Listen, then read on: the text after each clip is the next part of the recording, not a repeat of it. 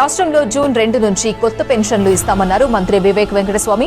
2 లక్షల మందికి పెన్షన్ ఇస్తాం. కొత్త పెన్షన్లు ఏదైతే ఇవ్వాలో కొత్త రేషన్ కార్డు ఇచ్చిన తర్వాత జూన్ 2 నుంచి కొత్త పెన్షన్లు కూడా రాష్ట్ర ప్రభుత్వం మన బడ్జెట్ లో 2 లక్షల పెన్షన్లు వారు దాంట్లో బడ్జెట్ లో కేటాయించడం జరిగింది.